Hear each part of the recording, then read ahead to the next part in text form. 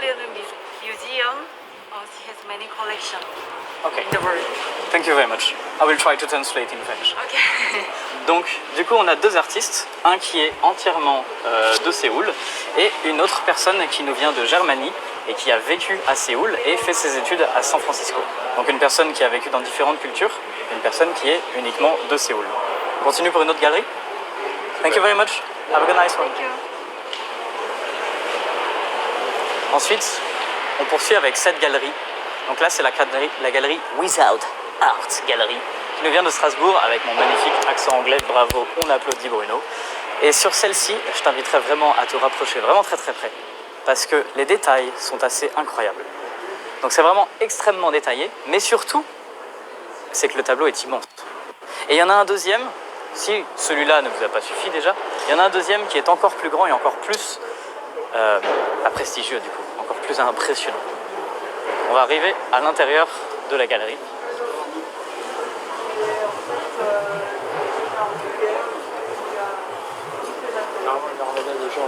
Dans 2 minutes? Ouais. Bon, t'inquiète, c'est moi qui te mets à l'aise. Pour l'instant, on regarde l'autre artiste et après, on parle de ton travail. Donc voilà, du coup, l'autre tableau dont je vous parlais, un quadriptyque, je ne sais pas si ça se dit finalement, mais bon, 4 tableaux. Et au final, il y a plusieurs tableaux de cet artiste. D'ailleurs, je ne vous ai même pas dit le nom de cet artiste, c'est Minna Mound. Tu peux filmer le nom d'ailleurs, parce que encore une fois, les noms des artistes, ça se prononce pas comme ça s'écrit.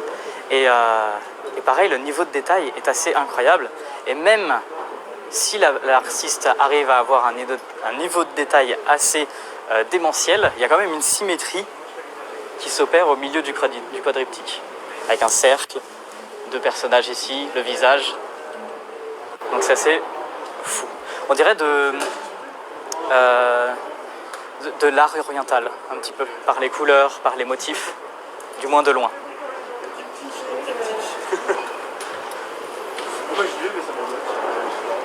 Et ensuite, un autre artiste de la même galerie, Arbenz, qui est juste ici d'ailleurs, qui va pouvoir nous parler un petit peu de son travail.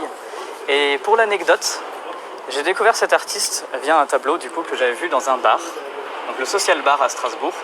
Et tu faisais quelque chose de très particulier, c'est-à-dire que, dis-moi si je me trompe, hein, mais du coup tu vendais le tableau avec des tickets d'entrée sous forme de tombola, Oui. et l'argent est reversé à une œuvre caritative. Ça, c'est bien ça? C'est une loterie en fait que je mets en place tous les ans vers Noël et en fin d'année. Et du coup, tous les gains vont à l'association de mon village qui s'occupe d'enfants indigents en Inde. Association qui est du coup? Qui est EEDM, Enfants et Sport du Monde, section Tukuda. D'accord. Qui s'occupe d'un ashram pour enfants dans l'état d'Orissa. Ok. Et Donc chaque œuvre au final finance un enfant, c'est ça? chaque ticket en fait, du coup c'est juste une œuvre en fait. Je mets une œuvre en jeu à chaque fin d'année et on a la possibilité d'acheter des tickets de loterie. Donc voilà, quoi. Chaque ticket a une valeur de 5 € Oui. et tu peux en acheter autant que tu veux. Et plus tu achètes de tickets, plus tu as de chances de gagner.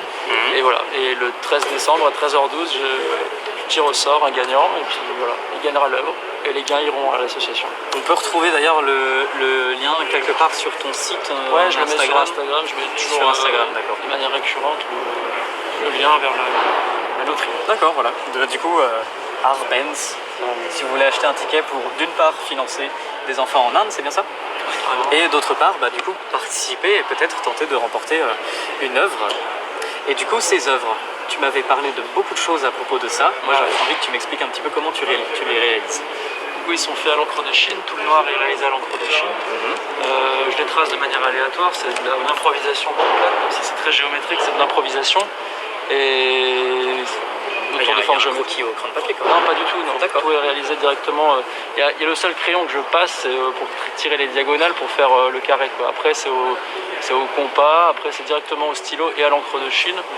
Et ensuite, je le remplis d'aquarelle et d'acrylique. Parfois des feutres, mais là, je les utilise plus. Et voilà, tout le matériel est fabriqué en France aussi. Et après, je rajoute des mosaïques de timbre, on voit ici. Alors, mosaïque de timbres, déjà, le terme est assez incroyable, mais c'est vraiment des timbres collés qui forment une mosaïque. C'est pas des conneries. Des timbres avec mon père quand j'étais petit, et du coup, les doubles, je les ai découpés. J'ai fait des mosaïques, et de fil en aiguille, j'en rachète, je les double. Donc, c'est-à-dire que tu as la même connexion de timbres, avec tous ceux qui sont collés sur le truc. Et maintenant j'en achète, j'en ai plus forcément de ma collection, j'en achète et après je les classe par thème, par couleur. On peut t'envoyer des timbres? Tu peux m'envoyer des timbres, ouais, carrément.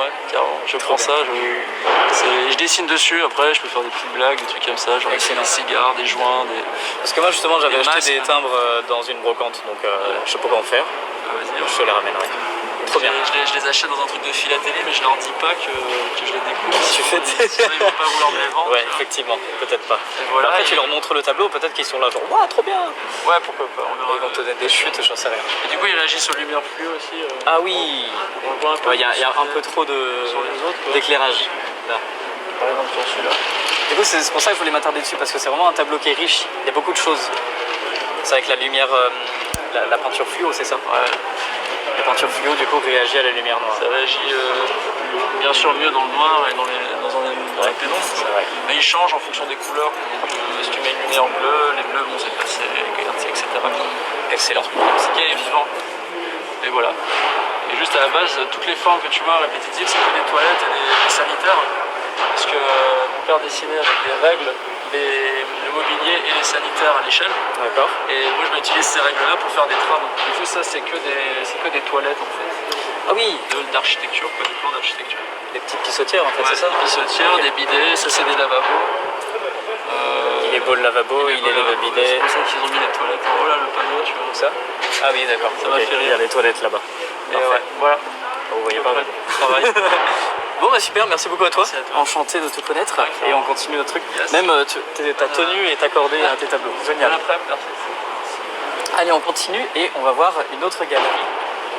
Vous voyez, avec le live là, j'aime bien faire des blagues et tout pour vous faire rire. J'espère que vous rigolez un petit peu dans les commentaires. Encore une fois, si jamais vous avez des questions, n'hésitez pas à les poser.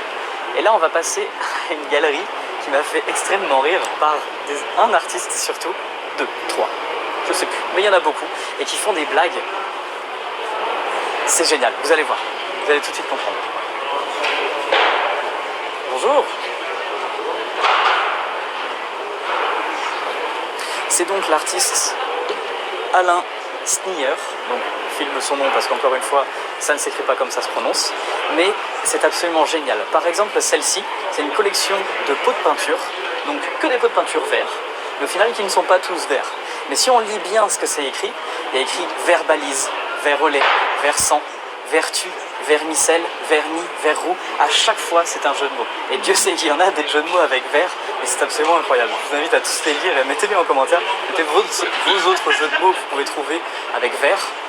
Et déjà, il y a dans la langue française plein de vers différents. Hein. Où est où il est où le vert, en vert, le vert. C'est une phrase vraie. Mais voilà, c'est encore d'autres jeux de mots avec vert. Même artiste, mais tout aussi créatif.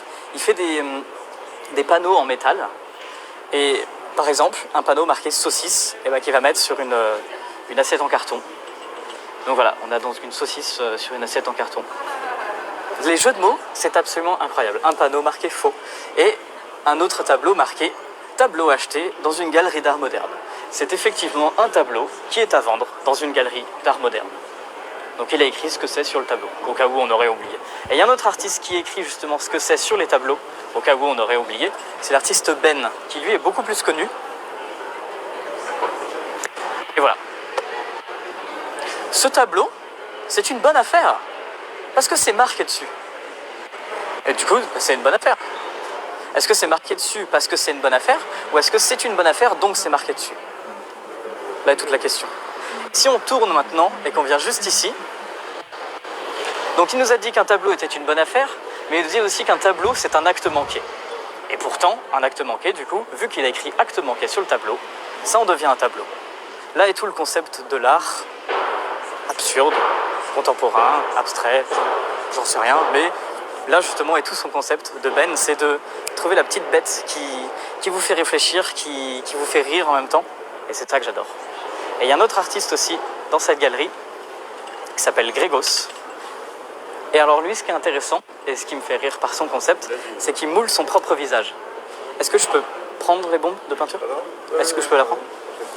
Et surtout celle-ci que j'aime beaucoup. Parce que du coup, il a moulé son propre visage en tirant la langue. Alors j'ai demandé au galeriste et il ne saurait pas me dire si ça fait mal, mais je sais pas. Mais voilà, il a moulé son propre visage avec plusieurs expressions, donc par exemple une où il tire la langue. Et là, alors j'ai eu du mal à la prendre, la bombe de peinture, parce qu'elle est en plâtre. Ce n'est pas du coup une bombe de peinture sur laquelle il a apposé son visage, c'est vraiment une moulure en plâtre entière.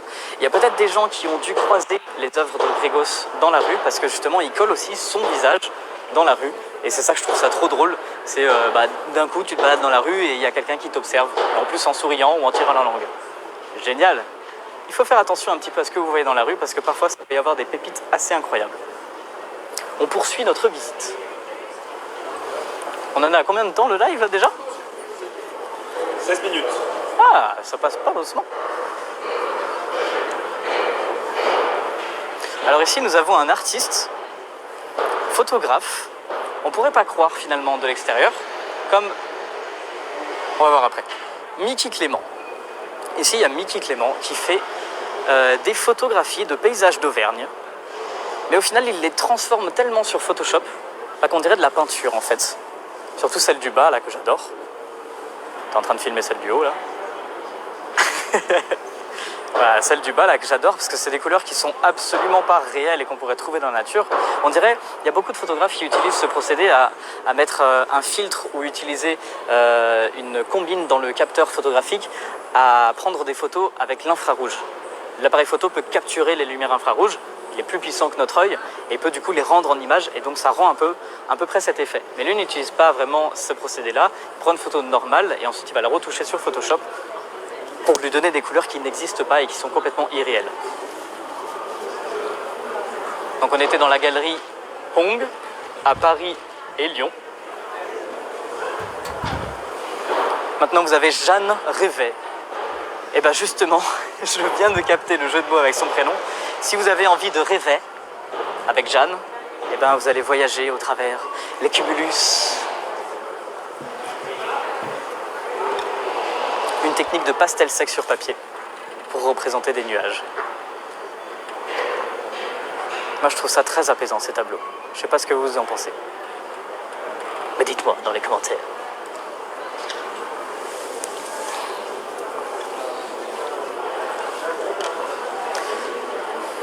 Ensuite, si vous voulez bien me suivre encore une fois, nous arrivons à une galerie de Strasbourg que j'apprécie particulièrement. La galerie Eden, avec qui j'ai pu discuter tout à l'heure aussi. Et surtout le triptyque de tableaux juste en bas, juste en face de vous, avec une artiste qui est du coup... Alors attendez, je vais voir le nom de l'artiste parce que je m'en rappelle jamais. Theresa Moller, avec des petits points sur le haut. C'est bien une Alsacienne, non? Alsacienne, Theresa Moller? Allemande. Et qui fait des paysages de nature, mais comme le photographe finalement, avec les mêmes couleurs, mais en peinture. On se dit, mais c'est absurde, ça n'a aucun sens, c'est un espèce de bouillie, fouillis artistique. Mais pourtant, il y a quand même un paysage qui est représenté, on voit des arbres, on voit peut-être ici la mer, une flaque, un océan. Ici, on voit vraiment les arbres.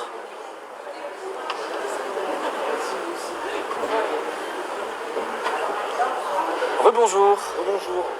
Alors, Faire un petit zoom sur les pièces de Fabrice Proust, c'est ça? Là, je suis enregistré, je suis en direct? oui, là tu es en direct sur Facebook. Ah non, il faut me le dire ça. En plus, j'ai pas mon masque. Et en train de boire. Ouais, j'étais en train de boire de l'eau. Alors du coup, je t'ai déjà eu en live sur mon compte Instagram tout à l'heure, mais Ouais. du coup, si tu peux me redire tout à fait ce que tu m'as dit tout à l'heure. Tout à fait ce que je t'ai dit. Parce que c'était On intéressant. va faire un petit focus juste sur le travail de Fabrice. Comme tu veux.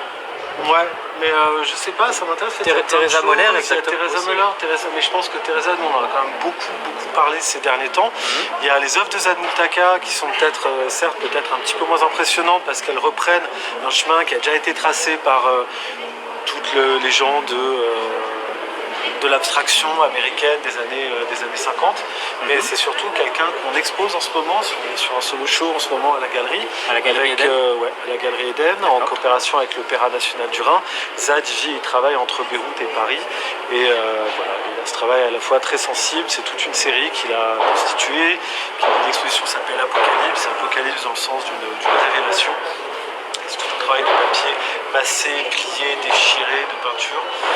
Ça, c'est quelque chose aussi qu'on on se permet d'exposer avec des œuvres qui ont un formalisme un peu plus de rigueur. Je pense aussi au verre, donc c'est de l'ouraline. L'ouraline, c'est un verre, un verre enrichi à l'uranium. C'est pas dangereux? Non, pas du tout. C'est pas, pas, je me pose la question. pas un isotope radioactif de c'est- l'uranium. Il y a c'est un un très faible. isopatope. C'est un isopatope, exactement. Voilà. Et je me permets de faire une remarque, le papier massé, qu'est-ce qu'il fait? On l'emmène chez le kiné ou... Moi, je pense qu'il le pousse avec sa main. C'est lui qui le masse. C'est Il lui lui parle le- gentiment, il met un peu d'huile. C'est lui le kiné de l'œuvre. D'accord, le kiné du papier, génial. Le kiné du papier, exactement. Est-ce que tu peux me parler de cette sculpture? Ouais, alors dont tu m'as parlé tout à il y l'heure? en a plein sur. Surtout bureau, le on bout en de a bois, j'aime sorti, beaucoup le bout de bois. Celui-ci. Alors, c'est une série que Fabrice Cros a créée qui s'appelle Ancien Empire. Je sais pas si on peut peut-être le poser au sol pour ce que. Non, c'est en fait ces œuvres qui sont souvent posées au sol. Ah ouais? Sur des films ou. Cette galerie est peuvent totalement être, mobile, hein. Un truc de Qui ouf. peuvent être mises comme ça. Tout simplement un peu abandonnées en fait. Et nous, comme, on arrive, on bouge la galerie là, oh là là. T'as un vu? peu abandonné comme un bois flotté. C'est une série qui s'appelle Ancien Empire, qui reprend des titres, des noms qui ont des titres de noblesse, duc, là c'est le vicomte en l'occurrence. Voilà. Donc, c'est un travail de marbrage à la cuve sur des bois flottés principalement. Donc, des bois flottés qu'il va récupérer dans le Drac, qui est une rivière qui est un affluent d'Isère qui coule à Grenoble. Alors toi tu dis la technique de marbrage à la cuve, mais je Ouais. pense que cette technique sur les réseaux sociaux est peut-être un peu plus connue sous le nom de... non, attends, Surreal Paint. Dipping, Non, il y avait la- hydrodipping. c'était ça, Hydrodipping. hydrodipping. Exactement. Donc en fait C'est on la- met une grande cuve d'eau avec de la peinture au-dessus, un espèce de peut-être liant pour que ça accroche. Non, pas besoin de liant en fait, c'est juste certaines peintures qui vont rester en surface. D'accord. Je pense que c'est des acryliques ou des huiles, enfin des peintures dont la chimie vont faire qu'elles vont juste s'étaler en surface. Et après, on Ensuite, il y a un plonge, petit mouvement d'abord qui est donné à la peinture pour créer en fait toutes les circonvolutions, un petit peu les espèces de mélanges qui sont, on voit ces espèces de formes assez fines. Ouais. Et après, on plonge la pièce entièrement dans l'eau et la peinture va venir se déposer uniquement sur cette surface blanche, sachant que tout le reste de l'œuvre est complètement protégé. Et on peut faire de l'hydrodipping finalement sur beaucoup de choses. Il y a même justement un artiste qui s'appelle Marco sur YouTube qui a fait de l'hydrodipping. Je ne sais pas si tu avais vu ça, sur une voiture. Il a plongé une voiture dans une piscine.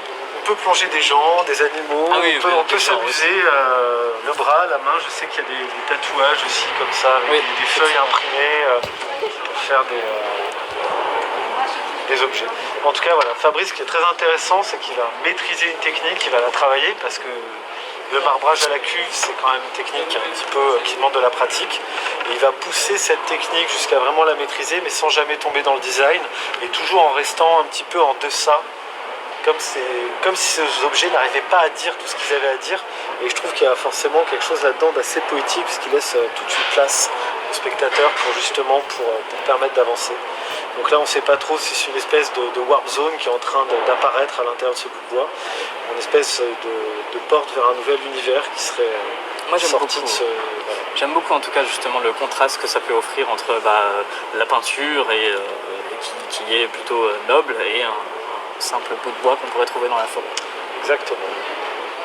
Voilà. Merci beaucoup De rien. pour ta présentation. Bonne continuation. Merci à toi aussi. Continuons vers un artiste qui, je pense, s'est inspiré de Jackson Pollock. Je ne sais pas s'il y a des gens dans le live qui connaissent Jackson Pollock, mais c'est un gars, il marche sur sa toile avec un pot de peinture et il perce des trous dans le pot de peinture. Et du coup, ça déverse de la peinture un petit peu aléatoirement sur la toile. Et d'ailleurs, c'était beaucoup controversé. Il me semble que c'est un peintre des années 1950, si je ne dis pas de bêtises. S'il y a des gens qui veulent vérifier sur internet pendant le live pour me corriger, hein, vous pouvez. Mais bref, du coup, voilà, il a été beaucoup controversé parce que c'est de l'art contemporain, abstrait, qu'on pourrait pas forcément comprendre. Mais voilà, ses œuvres sont très significatives de son style. Et je trouve que cet artiste, du coup, Somsak Anumas, cette fois ça s'écrit comme ça se prononce, et ça reproduit ce style. Et surtout les tableaux qui sont juste après, qui sont pour moi assez incroyables. On dirait justement du Jackson Pollock, mais organisé. C'est comme si c'était de la pluie. Et du coup, n'hésite pas à... Tiens, je peux te prendre la caméra ? Venez voir par là, je vous rapproche. Regardez ça de plus près. C'est assez incroyable. On peut vraiment se rapprocher pour avoir le détail, le détail, le détail. Mise au point, s'il te plaît. Ah ouais, mise au point, voilà. Moi j'adore. Je vous invite à faire ce genre de choses d'ailleurs pour quand vous allez au musée. Et ben, vous vous rapprochez, vous vous éloignez. Et comme ça, vous avez vraiment la texture de la peinture. Moi j'adore faire ça. Je parais vraiment très très bête. Mais je trouve ça très amusant à faire. Et ici, du coup, vous voyez la même chose. Mais de manière plus désorganisée. Bonjour. Bonjour. Vous faites partie de la galerie? Oui. Est-ce que vous auriez du coup quelques mots à me dire sur Somsak? Somsak Anouma, c'est un artiste contemporain thaïlandais. Une découverte d'il y a 17 ans maintenant. Et qu'on a porté jusqu'à présent et qui est actuellement en plein essor. Voilà. Alors la particularité de Somsak, c'est qu'il travaille toujours les tableaux de la même manière, sauf que là il va rajouter par exemple plus de matière et plus de couleurs, ou alors il va rester dans quelque chose de beaucoup plus simple en travaillant à l'oblique. Ouais. Mais si on les regarde de biais, il y a toujours la même trame. C'est-à-dire, je vais vous montrer si vous voulez. Regardez le biais, d'accord. Mettez-vous de l'autre côté. Ah, Et regardez de biais. Vous voyez? oui. Ça fait comme un tissage. Ah oui, Vous effectivement. voyez? Tous les tableaux sont identiques dans la trame en filigrane derrière. Ensuite, soit il va les travailler à l'oblique, soit il va les travailler en carreau, soit il va rajouter de la...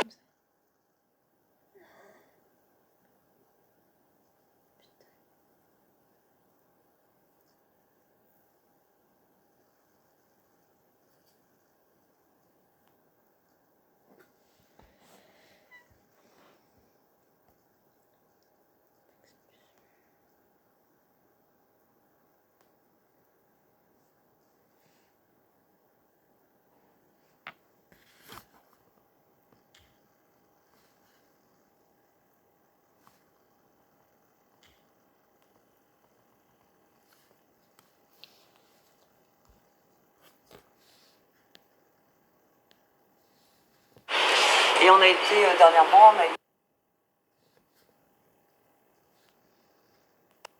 dans une belle pente ascendante, donc. Et on a été dernièrement, on a été sélectionné, enfin l'artiste a été sélectionné pour faire la Biennale de Venise au mois Ah oui, d'avril. d'accord. Donc représenter la Thaïlande. Non, on est une galerie française, D'accord. mais pour représenter un artiste, pas forcément la Thaïlande, un artiste Ok. asiatique. Il me semblait justement que la Biennale de Venise, c'était un artiste qui représentait chaque pays. Oui, mais nous en tant que galerie française. D'accord. Ok. Je savais pas qu'il y avait des galeries en plus. Si, si. Bon, du coup, c'est intéressant de faire, comme vous dites, je sais pas si on peut regarder à la caméra. Là aussi, vous l'avez la trame, hein. Ouais. Mais simplement, on va simplement la deviner en Mhm. filigrane dans la mesure où il a rajouté énormément de matière. Mais là, par exemple, venez C'est voir, intéressant, tu vois. là c'est véritablement un tissu. Oui, donc si on se met Mettez-vous, voilà, comme la dame voilà, l'a dit, exactement. sur le côté, on a comme si c'était un tissu. C'est génial. Donc voilà, c'est comme je vous disais tout à l'heure, il faut savoir se rapprocher, se déplacer pour apprécier les œuvres sous tous ces angles. Oui, oui, oui, les observer, les regarder, ne pas hésiter justement à s'approcher. Parce que souvent les gens, soit ils ont tendance, encore que la particularité chez Somsak, c'est ça, c'est que les gens bien souvent s'avancent. Parce que la première question qu'on va me poser, c'est mais comment il fait ça? Voilà, quelle est cette technique? Alors, moi je me disais que ça ressemble à Jackson Pollock. Est-ce qu'il y a une inspiration là-dedans? Alors, peut-être dans le rendu final, Mhm. mais à la base, c'est pas du tout la même technique de travail. D'accord, Pollock, c'était quoi? Il Oui. travaillait par terre, et donc Effectivement. c'était du jeté. c'est ça. Lui, c'est tout sauf du jeté. Alors après, on l'a comparé aussi à John Wan. John Wan, c'est une toile à la verticale, ok, Ah oui, mais il laisse couler. il écrit. Lui, Il c'est écrit. tout, tout sauf ça. Mhm. C'est-à-dire que lui, il va travailler tout d'abord avec un fond. Qu'est-ce que c'était? C'est le parquet qui grince. Ah oui, d'accord.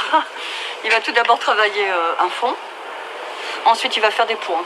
Des milliers, des milliers, des milliers, des milliers de petits points. Vous les voyez? Ok, ouais, en Voyez gris, en son doré même. Voilà. Alors, il ne va pas faire un fond comme ça. Il va travailler sur un dégradé ou sur la recherche de couleurs. D'accord, Et après, il va tracer une ligne et une interligne. d'accord. Et après, il va remplir chacun de ces petits carrés. Imaginez le travail. Ok, oui, là, oui. Voilà. Pas mal. Donc il met entre 10 à 17 semaines pour faire une seule toile. Ouais, donc c'est pas comme Pollock. Non, où, c'est Pollock, en c'est une jeté. journée, à terminer une toile. John Wan, il laisse couler. J'adore Pollock et j'adore John Wan. Oui, bien sûr. Mais par contre, lui, il a encore sa technique. Mais c'est des procédés différents Exactement. et du coup ici beaucoup plus appliqués. Exactement, oui.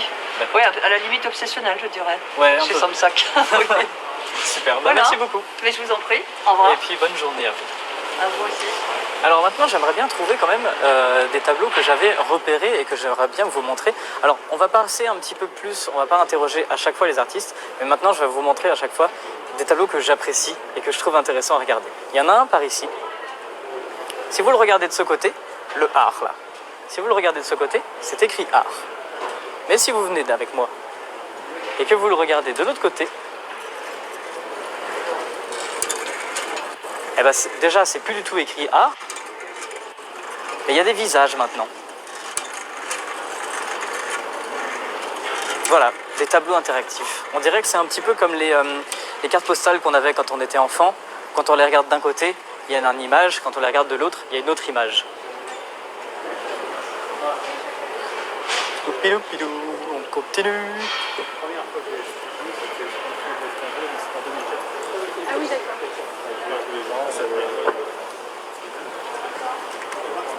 J'avoue que je me perds un petit peu dans l'exposition. Et mais parce qu'il y a des artistes que... oui, je connais l'exposition. Il y a des artistes que j'avais repérés et que je ne trouve plus. Ah, le voilà. Je l'ai enfin trouvé. Là, c'est un artiste je ne veux pas me risquer, mais qui collabore avec une illustratrice strasbourgeoise qui a fait la décoration des trams de la ville. Donc des trucs qui roulent. C'est Missy. Donc Missy qui a fait ici les feuilles de palmier, avec toujours un style très du coup illustratif.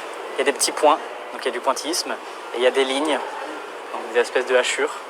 Et ce style mélangé avec les fameux paysages plus ou moins abstraits, avec des dégradés de kin, donc kin, K-E-A-N ou K-A-E-N, je ne sais plus exactement, et ben je trouve que le matching entre les deux, c'est absolument incroyable. Et c'est beaucoup d'artistes qui collaborent, justement, je ne sais pas si vous connaissez l'Atlas. Il y a une œuvre de l'Atlas qui est dans l'exposition, mais je ne sais pas si on aura le temps de passer devant. Et du coup, il y a Kin aussi qui a aussi collaboré avec l'Atlas. Et pareil, je trouve encore une fois ces collaborations qui sont assez incroyables. Juste en face, il y a un autre... lui, c'est un mélange d'illustration et de street art. C'est Stom 500, qui est quand même assez connu sur la sphère du street art, puisqu'il a fait quand même quelques œuvres à Strasbourg, et dans le monde d'ailleurs. Donc sur Instagram, vous pouvez aller retrouver son compte Insta Stom 500. Et franchement, j'adore son style. Assez... je ne saurais comment décrire, mais il y a toujours des animaux.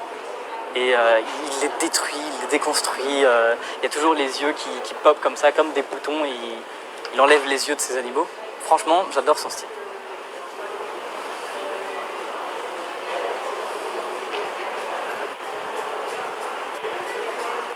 Bonjour.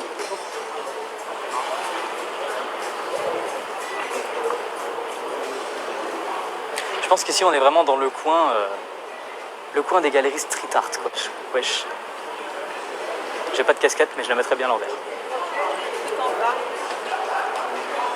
Allez, on continue avec ici une autre galerie.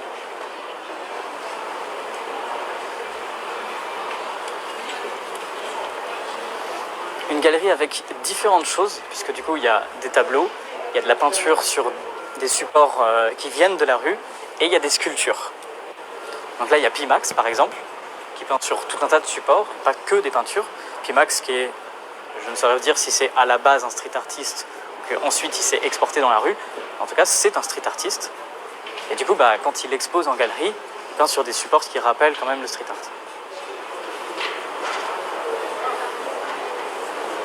Tout à l'heure, je vous parlais vous savez, des cartes postales. Quand vous les regardez d'un sens, ça fait une image, et quand vous les regardez d'un autre sens, ça fait une autre image. Et il y a quelqu'un qui fait ça en photographie. J'étais vraiment très étonné de voir ces photographies au moment où je les ai vues, parce que c'est vraiment époustouflant. Et en plus de ça, c'est connoté. Alors je sais pas si on a le droit de vous montrer ça sur Facebook, mais voilà. On a donc ces œuvres qui sont une photographie d'une femme en sous-vêtements sous un angle et d'une femme voilée sous un autre angle.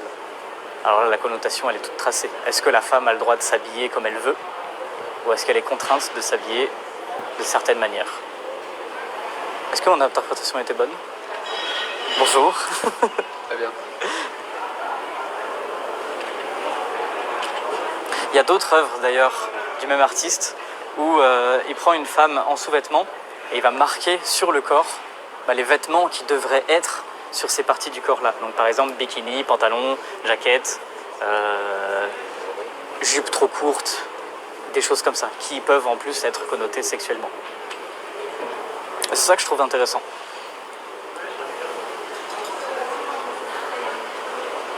Bon. Nous en sommes à combien de temps de live? 43 minutes. 43 minutes. Eh bien, on continue à faire encore un petit tour? Ok.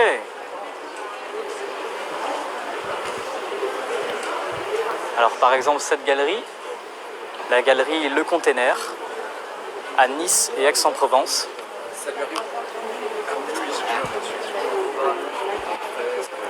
Surtout quelques œuvres dont je voulais vous parler dans cette galerie qui sont assez intéressantes.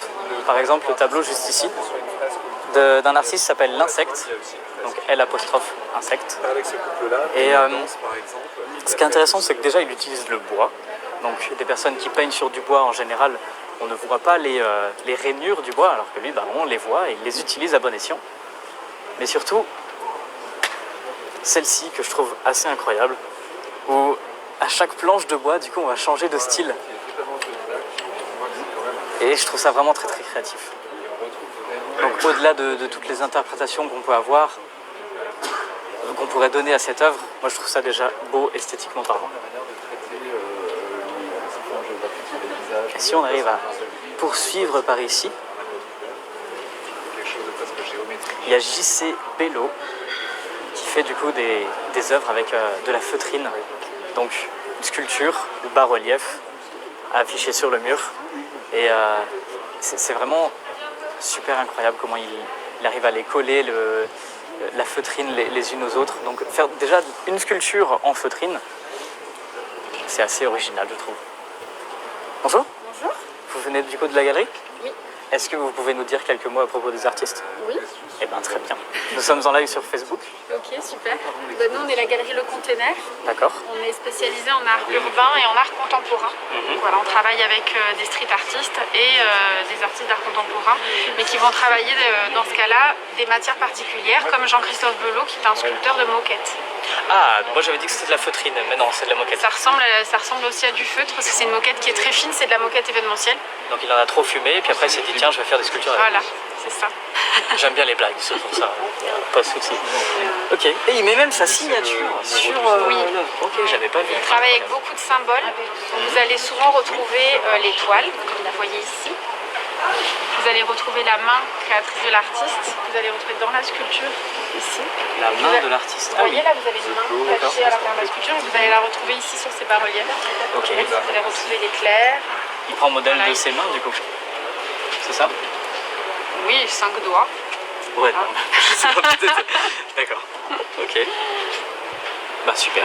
Et à propos de celui-ci, l'insecte? De l'insecte, oui. Donc l'insecte, c'est un graffeur français qui travaille toujours sur du bois recyclé. Du bois recyclé, d'accord. Oui, donc il va le teinter, le brûler, il va fabriquer lui-même son support. Et ensuite il va peindre latte par latte. Et donc il y a souvent un message dans son travail.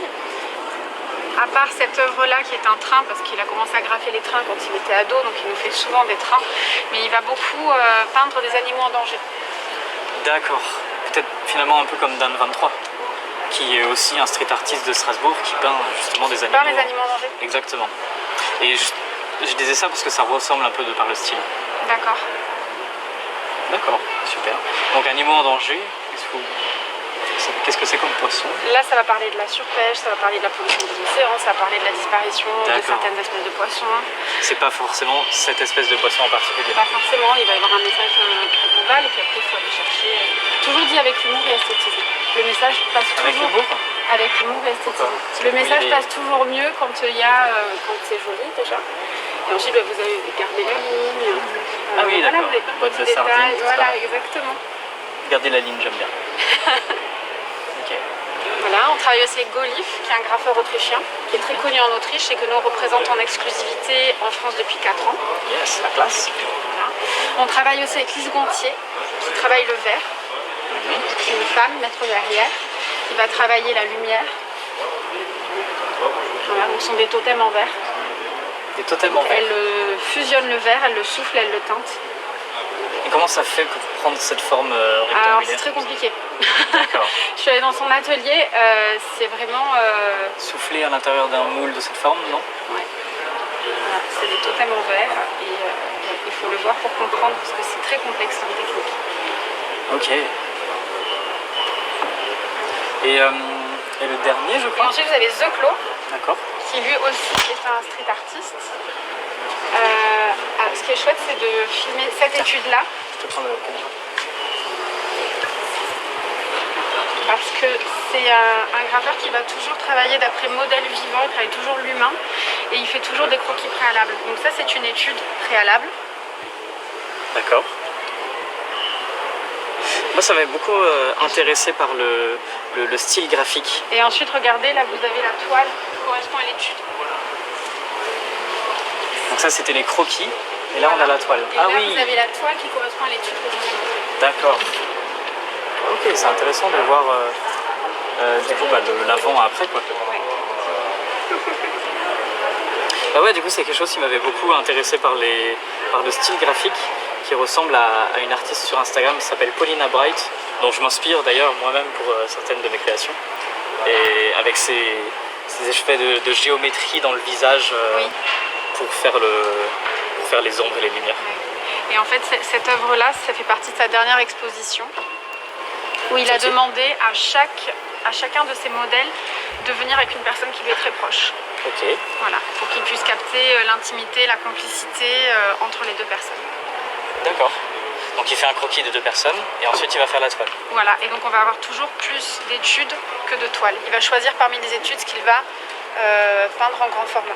Et là, quand on a vu les études, c'était des personnes différentes ou c'était à chaque fois les deux C'était mêmes? des personnes différentes, ça peut être les mêmes. Et par exemple, dans ces études-là, Dans ces études-là, oui. Dans ces études-là, par exemple, ces 2 modèles-là, j'en ai eu plusieurs et j'ai certaines études qui ont donné naissance à des toiles et d'autres non. D'accord. Voilà. Ok. Donc c'est selon ses goûts, si l'étude lui plaît, Exactement, il va faire la toile. exactement. Là, il teste si son crayon il fonctionne. Ça fait partie, ouais, ça c'est ses petits codes, c'est son petit vocabulaire. C'est fait, il s'est Il fait écrit tout vraiment un quelque monde. chose? Vous voyez, regardez, vous allez les retrouver ici. Ah oui, Vous d'accord. allez retrouver tous ces symboles sur sa Donc toile. est-ce que ça écrit vraiment quelque chose pour lui? Ouais, il s'est fait un propre langage à force de voyager. The Claw, c'est un graffeur qui a toujours voyagé partout dans le monde. Il a toujours eu son carnet de croquis dans son sac à dos et quand il rencontrait des personnes qui le touchaient sur son voyage, Ouais. il les croquait. Et quand il rentrait dans son atelier à Bruxelles, il les dessinait. les croquait. Ouais, pas croquer, Il les pas, il dessinait, les mangeait pas. Et quand il rentrait dans son atelier à Bruxelles, il les peignait. D'accord. Et donc à force de voyager partout dans le monde, il s'est fait son propre vocabulaire et ses codes et son vocabulaire voilà, graphique. D'accord. Ah, incroyable. Merci beaucoup. Je vous en prie.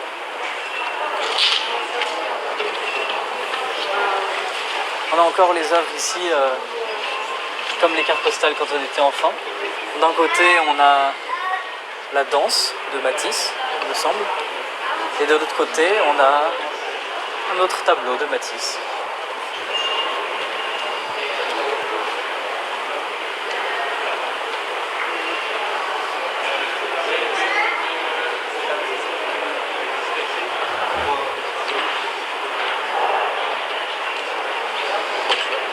Il me semble qu'on n'est pas passé dans cette galerie. J'avais quand même envie de vous en parler. Bonjour. Est-ce qu'on peut vous filmer? Oui. Très bien. Parce qu'on est en live du coup sur Facebook. D'accord. Et donc